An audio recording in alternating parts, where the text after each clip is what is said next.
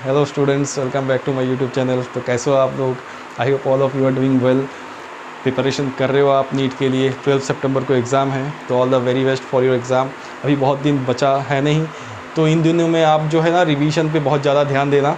Physics, chemistry, biology अच्छी तरीके से रिवाइज़ करते रहना। बहुत ज़्यादा दिन है नहीं, और एनसीईआरटी का किताब ही ज़्यादा से ज़्यादा पढ़ा करो अभी, ठीक है? वही आपका मेन किताब है। चलो, तो without wasting your time let's get started. तो आज हम करने वाले हैं प्रोजेक्टाइल मोशन। तो प्रोजेक्टाइल मोशन का मैंने 3 वीडियो बना चुका हूँ मैं, तो आज चौथा वीडियो है। तो आज हम जो करने वाले हैं सिर्फ क्वेश्चन ही करेंगे। कुछ क्वेश्चन लेंगे, उसका सोल्यूशन करने की कोशिश करेंगे। वैसे प्रोजेक्टाइल का जो बेसिक फंडा है, जो बेसिक कॉन्सेप्ट है, वो मैंने बता ही दिया, वो आपको पता है। फिर भी एक बेसिक डायग्राम जो होता है ना, उसको मैं ड्रॉ कर रहा हूँ, ठीक है?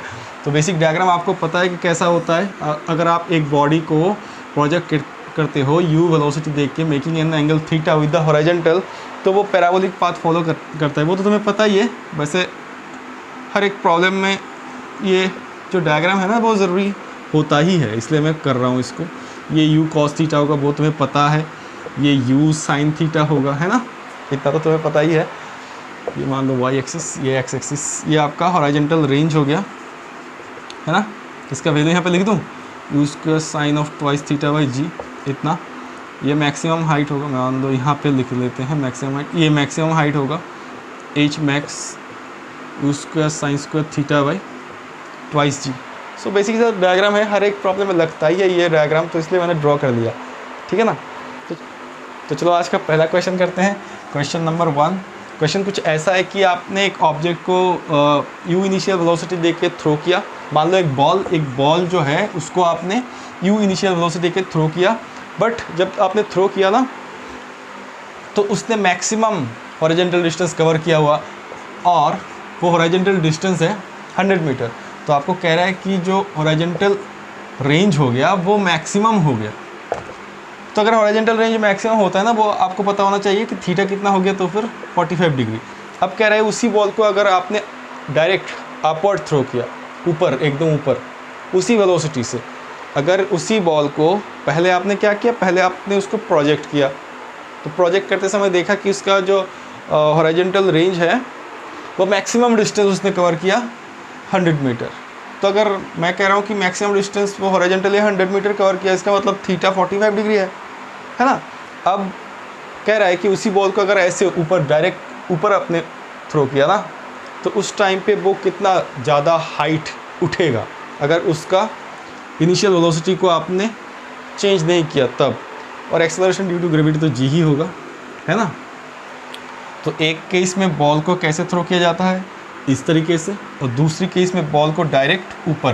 तो कह रहा है कि ये जो होगा ना हाइट, ये कितना होगा उस केस में अगर जो बॉल का वेलोसिटी दिया हुआ है उस वेलोसिटी को आपने चेंज नहीं किया तो चलो कैसे करेंगे।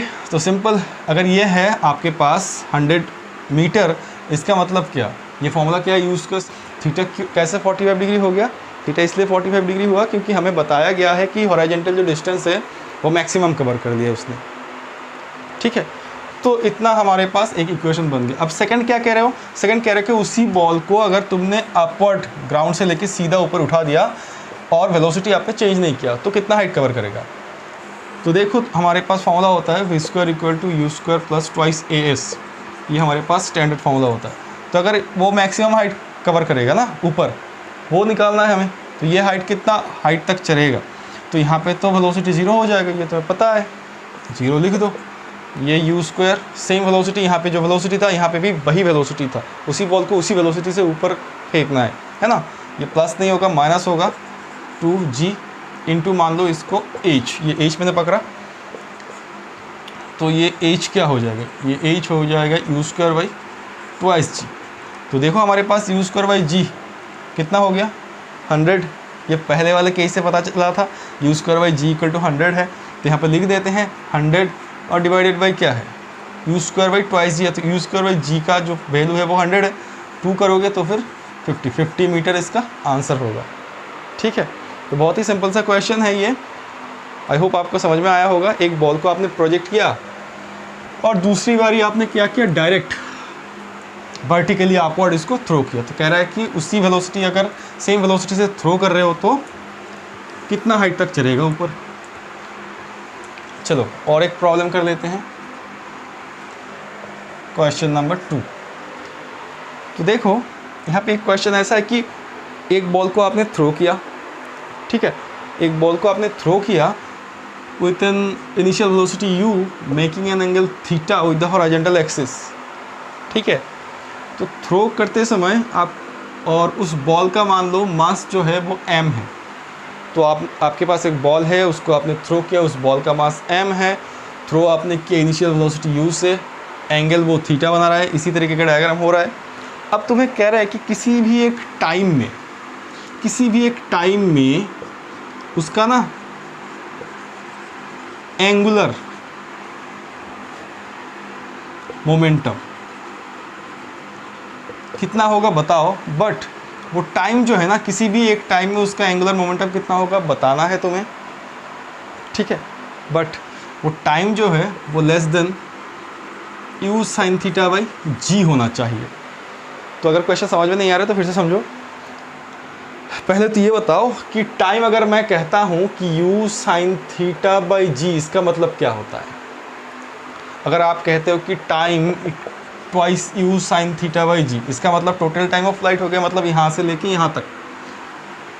अगर मैं कहता हूँ time t equal to u sin theta by g, मतलब ये टाइम ऑफ एसेंट हो गया।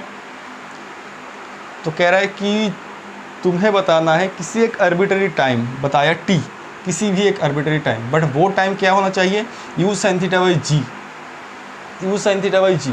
तो u sin theta by g मतलब टाइम ऑफ एसेंट अगर हो गया ना तो मैक्सिमम हाइट पहुंच जाता है, यहाँ से लेके यहाँ तक पहुंच जाता है टाइम ऑफ एसेंट यहाँ पे, फिर टाइम ऑफ डिसेंट यहाँ से लेके यहाँ तक सेम होता है ना, time of ascent equal to time of descent, ये आपको पता है ना, मैंने बता दिया प्रीवियस क्लासेस में, ये सब डिस्कस हो चुका है।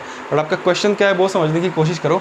आपका क्वेश्चन ये है कि time less than u sin theta by g, उस टाइम में जो एंगुलर मोमेंटम होगा ना वो आप बताओ इस केस में। तो पहले हमें पता तो चले कि ये टाइम कहाँ पे होता है। तो ये टाइम यहाँ पे नहीं होगा, यहाँ पे कहीं पे होगा, यहाँ पे कहीं पे होगा, यहाँ पे भी हो सकता है, यहाँ पे, बट यहाँ पे नहीं होगा, यहाँ पे होगा। तो फिर ये तो u sin theta by g मतलब टाइम ऑफ एसेंट हो चुका है, ओरिजिन से लेके यहाँ तक तो टाइम ऑफ एसेंट है हाईएस्ट पॉइंट पे, ये हाईएस्ट पॉइंट बताया ना मैंने, तो हाईएस्ट पॉइंट से आगे होगा, आगे तो यहाँ पे कहीं पे। तो प्रॉब्लम यहाँ पे है। तो इसको ना हम ऐसे करते हैं, डायग्राम इसी को रखते हैं, है ना, इसी को रख देते हैं, या रफ कर दो, रफ करके फिर से एक बार बनाओ कि कहना क्या चाहता हूँ। कि ये हो गया आपके पास सिचुएशन, यहाँ पे कहीं पे पॉइंट है, यहाँ पे कहीं पे पॉइंट, तो ये पॉइंट मैं pxy मान लेता हूँ।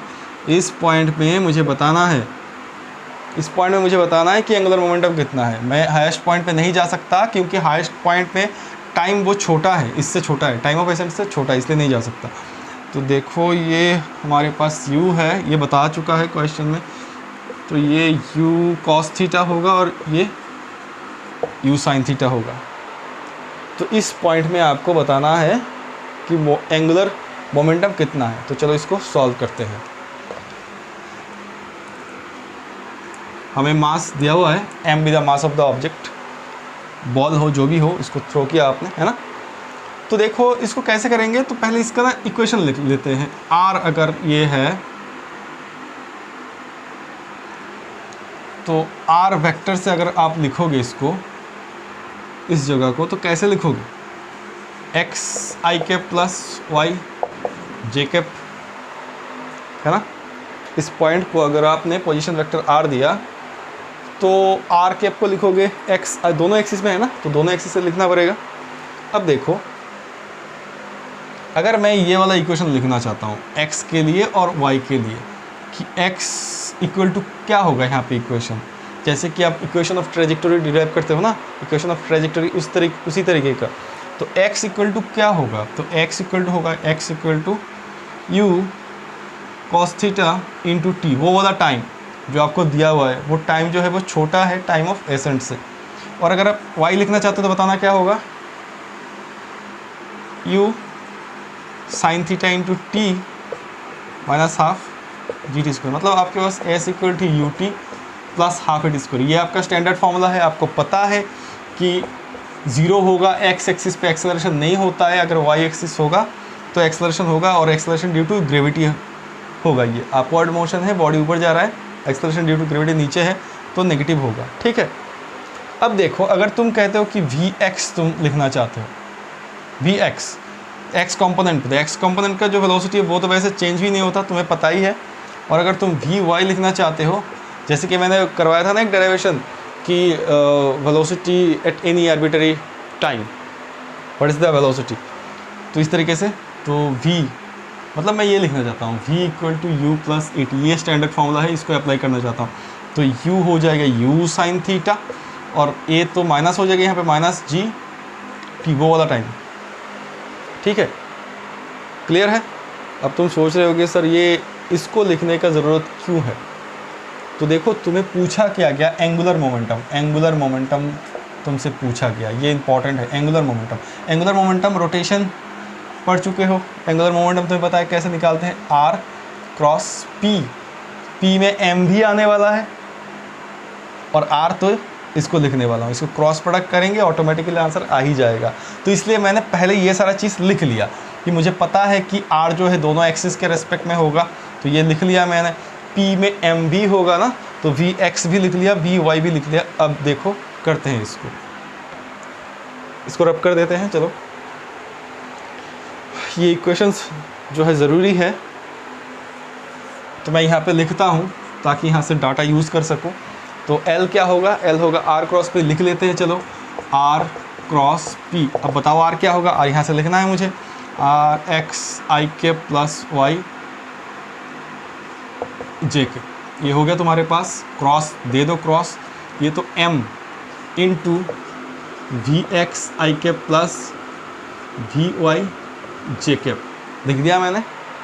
m आपको पता ही है, तो mass of the object constant होगा, इसको तो आप बाहर ले सकते हो, ये तो स्केलर क्वांटिटी है, इसको आप यहाँ पे पहले ही लिख दो। अब देखो इन दोनों का क्रॉस प्रोडक्ट होगा।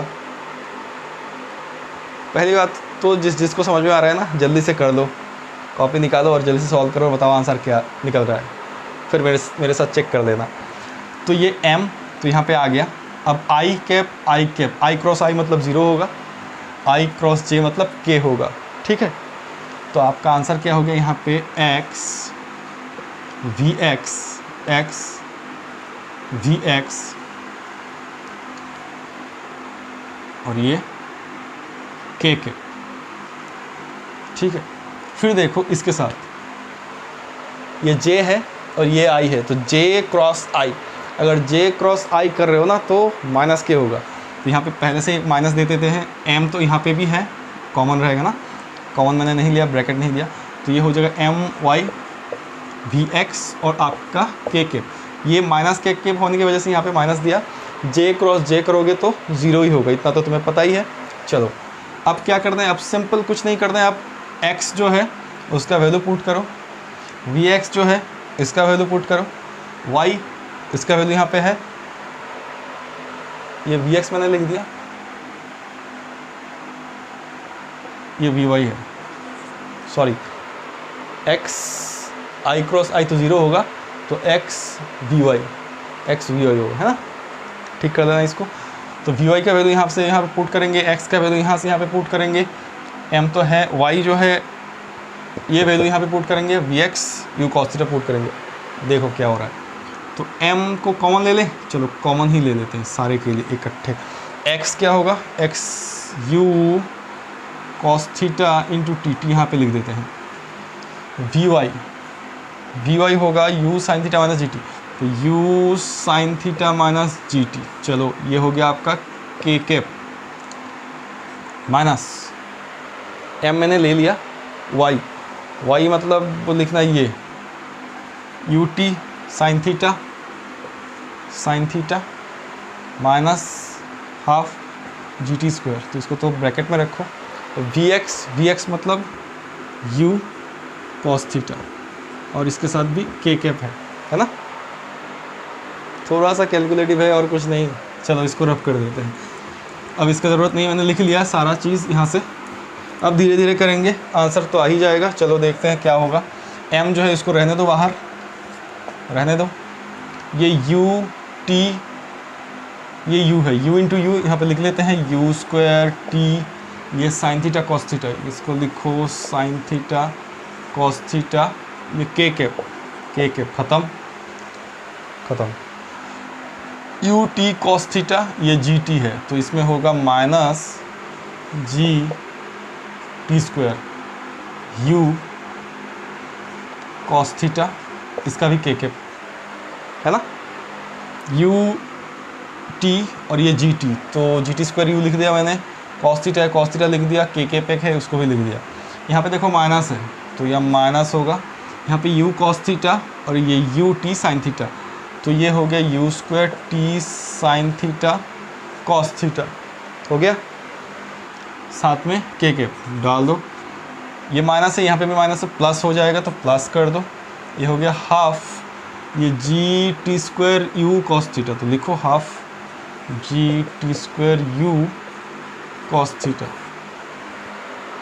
अब देख लो क्या हो रहा है, अब देख लो u square t sine theta cos theta minus u square t sine theta cos theta, के कैप ये तो चला गया, हो गया, यहाँ पे हो गया m, बचा क्या, बचा लिख लेते हैं एक बार है ना, बचा u t square g cos theta के कैप, ये बचा विथ नेगेटिव साइन है ना, और ये प्लस दो यहाँ पे half g t square u cos theta, ठीक है, ये टी स्क्वायर है प्लस नहीं है, ये प्लस है।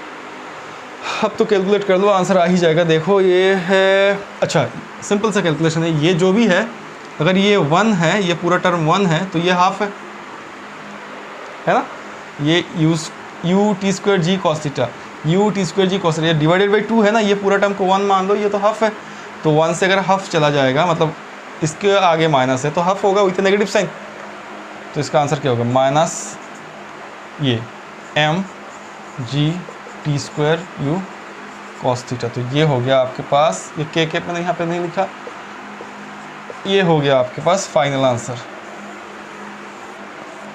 ठीक है। तो ये वाला प्रॉब्लम थोड़ा सा टफ इसलिए लगा होगा क्योंकि आपको ये जजमेंट आप नहीं कर पाए होंगे कि टी जो दिया हुआ था ना, टी वो कह रहा था कि टी जो है वो less than u sine theta by g है, और उस टाइम के लिए आपको ये निकालना है एंगुलर मोमेंटम, ठीक है। तो उस टाइम के लिए हमने निकाला, पहले हमने चूज़ किया कि वो वाला इस वाला टाइम के बारे में जो कह रहा है ना, ये वाला टाइम कौन सा है, हाईएस्ट पॉइंट पे नहीं होगा, कहीं उससे आगे होगा, है ना। तो हमने दिखाया कि कौन सा पॉइंट हमने चूज़ किया, फिर उससे हमने पोजीशन वेक्टर जो पी एक्स वाई चूज़ किया था उसका पोजीशन वेक्टर लिखा, फिर वी एक्स वी वाई मतलब वेलोसिटी का एक्स कंपोनेंट वाई कंपोनेंट का इक्वेशन लिखा, फिर तो आर क्रॉस पी करने से थोड़ा सा क्रॉस प्रोडक्ट है, देख लेना, ठीक है, गलती मत करना, और ये हमारा आंसर आ ही गया, ठीक है। चलो नेक्स्ट प्रॉब्लम करते हैं, R square by 8h plus twice h, projectile motion में the symbols have their usual meaning, ठीक है।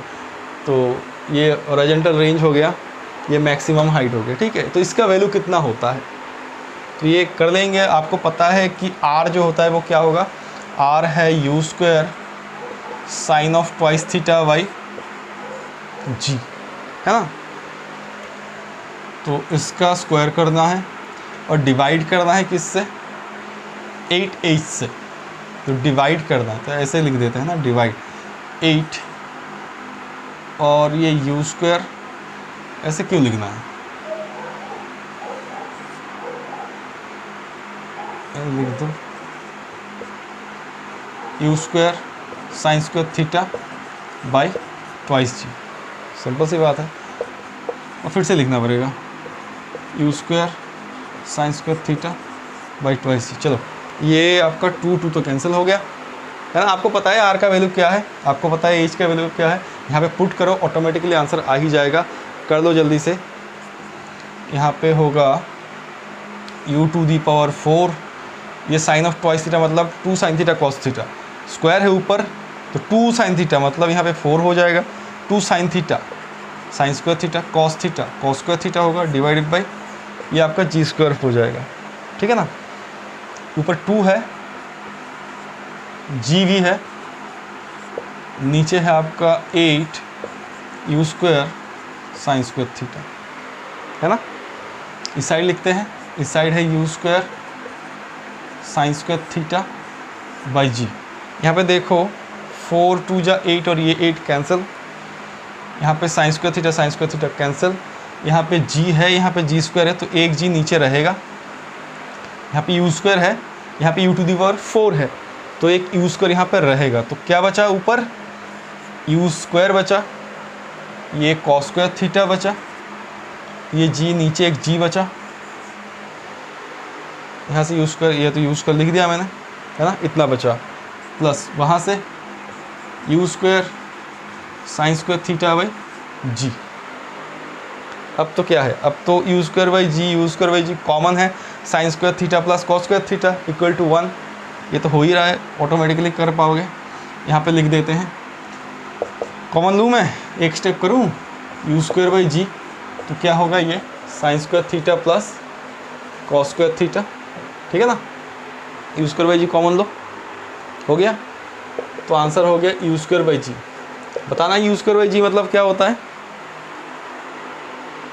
आपके पास जो होता है ना हॉरिजॉन्टल रेंज, उसका मैक्सिमम वैल्यू। तो ये जो है ना, ये मैंने पहले ही बताया, ये बहुत सी कॉमन सा क्वेश्चन है कि r square by 8h plus twice h का वैल्यू कितना होता है। तो कैलकुलेशन करके देखा गया कि इसका वैल्यू होता है जो हमारे पास हॉरिजॉन्टल रेंज है उसका मैक्सिमम वैल्यू। हॉरिजॉन्टल रेंज का वैल्यू कितना होता है, u square sine of twice theta by g, ये होता है। But maximum theta equal to 45 degree, तो तब यू स्क्वायर बाई जी होता है, ठीक है। चलो तो देखो नेक्स्ट प्रॉब्लम, इक्वेशन कुछ ऐसा है कि आपके पास ना एक हॉल है और उस हॉल का जो सीलिंग है वो 40 मीटर उसका हाइट है। एक हॉल है, मान लो एक हॉल है, बड़ा सा हॉल है, तो इसका जो हाइट है, इसका ग्राउंड से लेकर सीलिंग तक इसका हाइट है 40 मीटर। अब तुम्हें कह रहा है कि एक बॉल को तुमने थ्रो किया और 56 मीटर पर सेकेंड इनिशियल वेलोसिटी देके तुमने थ्रो किया। अब कह रहा है कि अगर ये बॉल थ्रो करते टाइम पे ये अगर विदाउट टचिंग द सीलिंग ये जा रहा है, विदाउट टचिंग द सीलिंग, तो मान लो तुमने थ्रो किया और ये इस तरीके से गया, मान लो, ठीक है। इसको थोड़ा सा और बढ़ा देते हैं ताकि आपको समझ में आए, तो इसको थोड़ा सा ऐसे कर दें, ठीक है। तो अगर ये तुमने इस तरीके से इसको थ्रो किया कि वो विदाउट टचिंग द सीलिंग हो गया, तो इस केस में ये जो आपने थ्रो किया, इसको ये जो आपने थ्रो किया इनिशियल वेलोसिटी 56 मीटर पर सेकंड से, ठीक है ना, तो ये जो एंगल है वो एंगल कितना होगा आपको बताना है, आपको एंगल निकालना है। इन्फॉर्मेशन आपके पास क्या है कि बॉल कैसे गया, तो बॉल इस तरीके से गया, तो एक्चुअली तो उसने पूरा मैक्सिमम हाइट जो है वो कवर कर लिया था, है ना। तो हम यहाँ पे मैक्सिमम हाइट जो है उसी का फॉर्मूला यूज़ कर लेंगे, क्योंकि हमें बताया गया कि बॉल भी इस तरीके से जा रहा है कि सीलिंग को एकदम बिना टच किए, just without touching the ceiling वो चला गया। तो हम इसमें ये कह सकते हैं कि बॉल जो है ऐसे गया, इतना इसका मैक्सिमम हाइट हुआ, इस बॉल का वही मैक्सिमम हाइट हुआ जो कि सीलिंग का हाइट है। तो एच मैक्सिमम इक्वल टू क्या है, u square sine square theta by twice g, तो जी इक्वल टू 9.8, ठीक है, मीटर पर सेकेंड स्क्वायर लिख देते हैं। यह है आपके पास फॉर्मूला, तो इससे आपको करना है। तो इसका वैल्यू 40 दिया हुआ है, यू स्क्वायर मतलब 56 इंटू 56, ये आपका साइन स्क्वायर थीटा हो गया, ये 2 इंटू 9.8। देखो यहाँ पे सारा कुछ है, सिर्फ साइन स्क्वायर थीटा है, तो थीटा आपको निकालना है, ठीक है, निकाल लेते हैं। तो इसको ऐसे कर लेते हैं, साइन स्क्वायर थीटा एक साइड में रख ही देते हैं, साइन स्क्वायर थीटा एक साइड में, और ये आपका 2 into 9.8 into 40 divided by 56 into 56, है ना। इसको 98 लिख ले और यहाँ पे 10 दे, ठीक है। इसको 98 लिख लेते हैं और यहाँ पे 10 दे देंगे, क्या है ये ख़त्म। ये 14 से आपका जाएगा 7, 14 से 4, फिर ये तो 8, है ना, 4 से 4 कैंसिल और ये 4, तो sine square theta equal to 1/4, तो that implies sine theta equal to half हो रहा है। तो साइन थीटा हाफ हो रहा है तो आपको पता चल गया कि थीटा कितना होगा, थीटा होगा साइन हाफ मतलब साइन 30 डिग्री। तो ये आपका आंसर है। तो प्रॉब्लम को देख के डरना मत, सिंपल सा प्रॉब्लम था। एक सीलिंग है आपके पास, उस सीलिंग का हाइट जो है वो 40 मीटर है। एक बॉल को आपने थ्रो किया, थ्रो करते समय इस तरीके से थ्रो किया कि वो बॉल जो है ना सीलिंग को just without touching the ceiling ये चला गया। तो इस केस में आपको कह रहा है कि कौन सा एंगल से आपने थ्रो किया होगा। अगर ये इसका पैरामीटर जो वैल्यूज़ है, न्यूमेरिकल वैल्यू अगर ये है, तो कौन सा एंगल से आपने थ्रो किया होगा। तो हमें पता है कि बॉल जो है वो मैक्सिमम हाइट जितना उसको दिया गया उतना उसने ले लिया, क्योंकि जस्ट उसको टच ना करते हुए गया। तो इसलिए मैंने ये फॉर्मूला यूज़ किया और कैलकुलेशन करते हुए ये निकल गया। तो नेक्स्ट क्वेश्चन कुछ ऐसा है कि आपने ना एक बॉल को इनिशियल वेलोसिटी यूज़ देके थ्रो किया, और वही है थीटा एंगल है इसका। वही पुराना डायग्राम जो है उसको ड्रॉ कर लेते हैं ना, समझ में आएगा, ज़रूर समझ में आएगा। तो ये u cos थीटा, ये u sin थीटा। बट कहानी इसमें ऐसा है कि इस बॉल को तुमने थ्रो किया, तो इस बॉल को ना किसी एक चीज़ को ना हिट करना है। तो वो जो चीज़ है ना वो एट हाइट एज पे है, तो बॉल इतना गया नहीं। बॉल मान लो यहाँ पे कहीं पे पॉइंट है, इस पॉइंट को तुमने थ्रो किया, ऐसे थ्रो किया और इस जगह पे इसको हिट करना है। ये जो है ना ग्राउंड से h हाइट ऊपर है और यहाँ से d डिस्टेंस दूरी पर है, ठीक है। तो देखो तुम्हें क्या बताया गया, एक बॉल को तुमने थ्रो किया with some initial velocity making an angle theta with the horizontal. तो उस बॉल को ना किसी एक पॉइंट को हिट करना था। वो पॉइंट जो है वो ग्राउंड से h हाइट ऊपर था और हॉरिजॉन्टली जो डिस्टेंस है उस पॉइंट का वो d है। अब इस केस में आपको बताना है कि what is that initial velocity, ठीक है।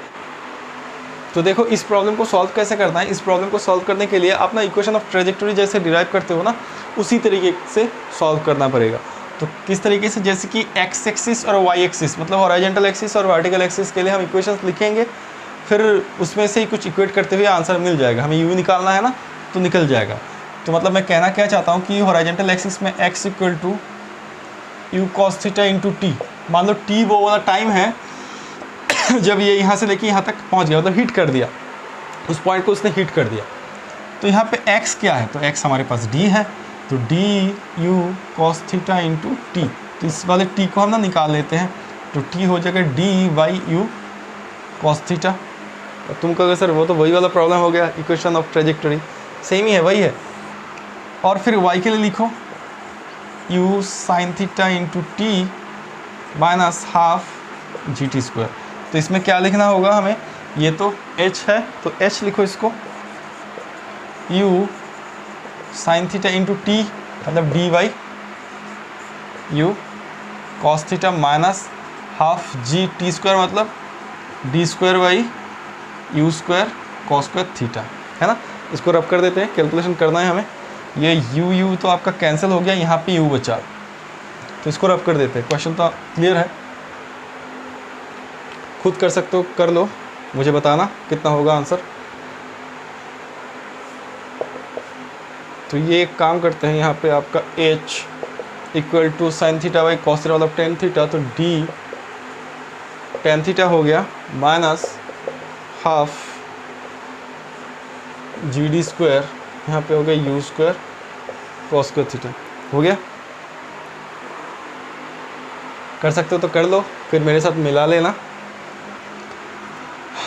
तो इस टर्म को ना मैं यहाँ पे लेके आता हूँ, h को वहाँ पे हटा देता हूँ, तो ये हो जाएगा जी d square by two u square cos square theta. हो गया, इसको मैंने यहाँ पे लाया, तो ये D tan theta minus h। फिर क्या करना है, फिर एक काम करते हैं ना, यू स्क्वायर निकालना है तो इसको ऐसे कर देते हैं रिवर्स। तो ये two u square cos square theta by g d square, और इसको करोगे तो ये तो उल्टा हो जाएगा, d tan theta minus H.